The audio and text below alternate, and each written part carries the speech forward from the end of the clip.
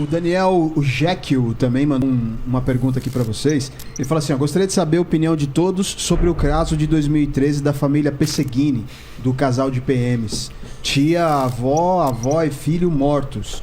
A conclusão do caso até hoje é polêmica.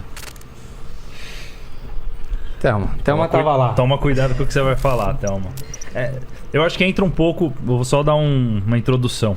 Entra um pouco no que o Leandro comentou sobre o caso da Raíssa. Exatamente. É polêmico pra quem não tava lá. É polêmico pra quem tem informações nem básicas, né? Ou informações Ouve distorcidas. De orelhada. Porque tava amarrado aqui, então não tava. Uma coisa que se falou muito do Pesseguini é que não podia ter sido ele porque no exame residográfico deu negativo. Mas ninguém falou que a luva que ele usou foi encontrada dentro do carro que ele dirigiu. Até a questão da validade do residográfico, que na verdade é um tipo de exame que os estados do país já estão deixando de utilizar. Né? Um tipo de exame que bem limitado e tal. Então a gente até tem aí juntado, fazendo alguns estudos para tentar parar de fazer esse tipo de exame, que é um exame que não tem muita validade técnica, né? Então, o cara perguntou pra gente dar opinião. Eu gostaria... Agora é sério. Vocês sabem que eu pago... 2 horas falando merda. Não, vocês sabem... Como 2 horas mentindo. Não, vocês sabem que eu pago um pau pra vocês. Pra vocês dois. Na equipe eu pago um pau. A morde a sopra, né? Não vou falar de novo. Não vou falar de novo. Se ficar gravado, ficam ouvindo aí a de eterno. Põe esse corte. Qual que é a sua opinião? Eles já deram contexto, eu tava lá fazendo xixi. Caso do Pesseguini. Mas deram contexto pro pessoal entender qual é o caso ou não? O caso é um menino de 13 anos, de 14 anos, que matou o pai, a mãe, que eram PMs, matou a avó e a tia-avó. E foi pra escola dirigindo o carro. Não, então, depois, mas qual que é a sua opinião do caso? Então, eu não tava na polícia ainda nessa época. Foi o ano que a gente entrou, né? Foi o ano que a gente entrou. A gente entrou em dezembro. Eu não sei que mês que foi, você lembra? Foi finalzinho do ano, eu acho. Foi próximo de quando a gente entrou. Não tava. Mas eu confio muito nas pessoas que estavam lá. Não é só a Thelma que eu conheço que participou desse caso. Eu conheço 2 peritos que estavam lá. E eu confio muito no trabalho desses caras. Então, assim... Confio na versão que eles dão, nessa dinâmica que eles dão. Porque eles estiveram lá, eles fizeram os exames, eles observaram o local, eles pisaram onde tinha que pisar, eles mexeram no que tinha que mexer. Então, é isso. O que você acredita, Leandro? Eu também. Na verdade, os fatos que a galera tenta reforçar a situação de não ter sido... Porque é difícil, é o que a gente falou do caso da menininha de 9 anos. É difícil você acreditar que uma criança de 12 anos, que você, você tem você imaginar que faz tudo isso. Rapidinho, vocês viram um caso que aconteceu na Paraíba? Essa semana. Aconteceu na Paraíba, o menino sábado. Matou o irmãozinho de 7 anos, matou a mãe e o pai tá ficou paraplégico. Decepcionado quando ficou sabendo que o pai não morreu. O pai é policial, não morreu. Menino e de ele 13 ficou anos. espantado que o pai não morreu. Menino de 13 anos. Talvez com essa situação a galera até começa... Porque o pai tirou o celular dele. Tava obrigando ele a ajudar. Tinha um negócio de videogame também que eles estavam segurando. Fala aqui, ó, no microfone. É que eu fiquei sabendo que o menino menor, o irmão menor, ele ficou de castigo com o celular. E ele ficou revoltado porque ele tentou pegar o celular do irmãozinho, Nossa. E aí, então assim, pedi opinião do Edu, pedi opinião do rapidinho. Leandro. E aí, no que eu penso também, além de conhecer as pessoas, quando você vê os questionamentos da imprensa, basicamente, né? São coisas muito frágeis, que você só vê que a pessoa não sabendo tecnicamente mesmo aquilo, vai ter aquele posicionamento. É igual, porque o residográfico deu negativo. Porque se atirou, então a mão tem que ir pra não sei aonde, sabe? Começa muita coisa de física mirabolante. Você vê que aquela pessoa nunca atendeu um local de crime, não tem noção. Então, e aí junta... Eu tive a sorte de fazer esse local com pessoas muito experientes. Então, assim, o delegado que estava à frente desse caso é o Dr. Itagiba, já está aposentado. Na época ele era divisionário do DHPP. E ele foi muito feliz nós estávamos em 2 peritos, nós estávamos em 2 fotógrafos, nós estávamos em dois ou três delegados, que era o doutor Itagiba, o doutor...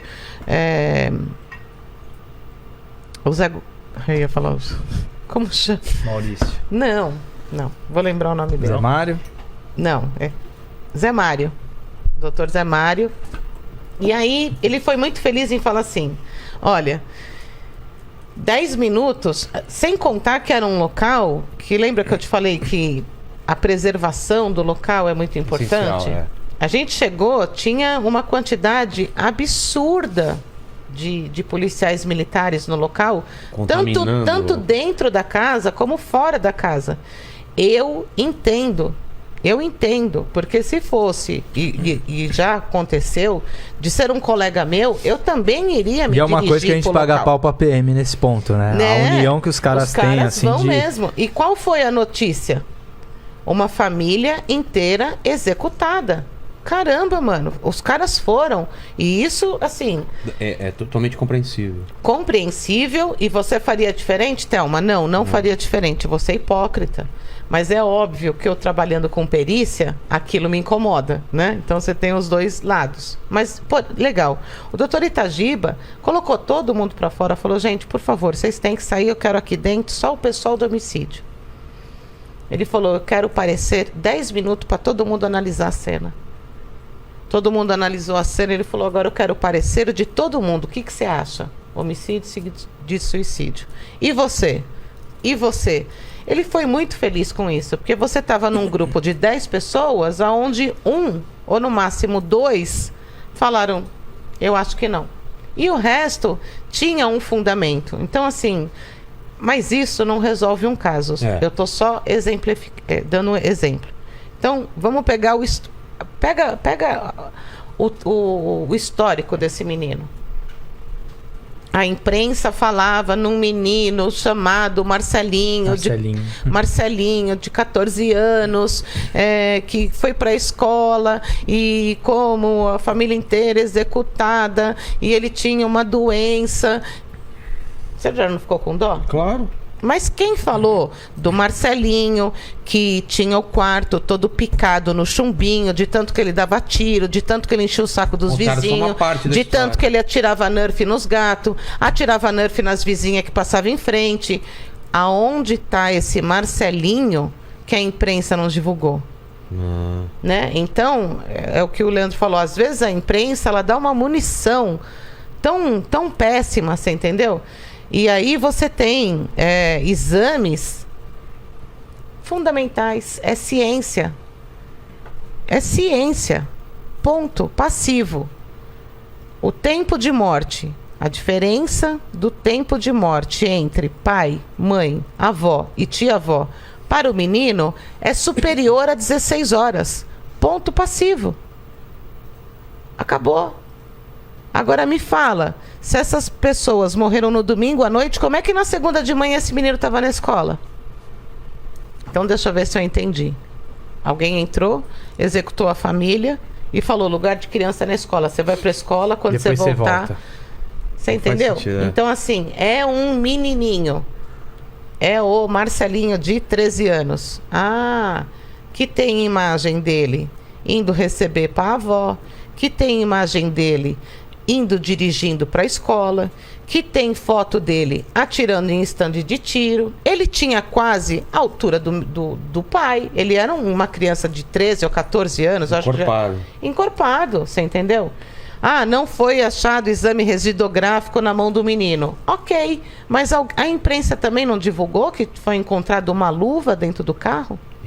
Residográfico é a pólvora. São, na verdade, os resíduos daquela explosão, né? Daquela... Resíduos de disparo. Mas é um exame que não necessariamente fica na mão. É um exame que é muito orientativo. E tem então, a luva, tem o lance da luva também. Então, eu eles acho colocam que... como se fosse uma conclusão e tentativa. Se você pensar também que teve toda essa questão do menino ter atirado, ter ido pra escola, depois ter voltado, tinha uma mochila pronta. Tinha uma mochila pronta. Ligou para um amiguinho, né? Tinha aquela questão dele falar pros amigos também, né? Tinha desse negócio de...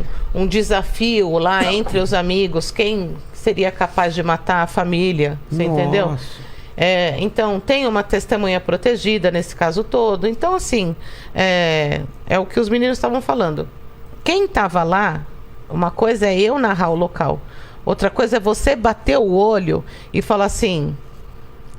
Isso aconteceu dessa maneira, né? Porque você consegue simular uma cena de crime até a página 2. E a sua simulação é muito interessante num local, porque ela também te dá uma leitura, né? Então, aquilo ali não era uma simulação perfeita, né? E aquilo não foi uma execução. Assim, como eles falavam na época, porque ele era da rota, né? E ela também era PM, então foi o crime. Tinha algumas coisas que ela tinha denunciado, tinha, né, algumas coisas nesse sentido. Então, às vezes, que ela sofria ameaça. Você tem aquela história, né? De que às vezes você atira no que vê e acerta no que você não vê. Então, assim, existiu uma história atrás dela e dele que veio à tona, mas que não era a motivação do crime. Do mesmo jeito o Matsunaga, né? O Matsunaga. Que quando desapareceu, tava no meio da venda da Yoki por bilhões. E aí não tem nada tinha nada a ver. Então, assim, só um exemplo. É verdade, é verdade. Não tinha nada a ver. Porque eles estavam... não tem nada a ver. Coincidência.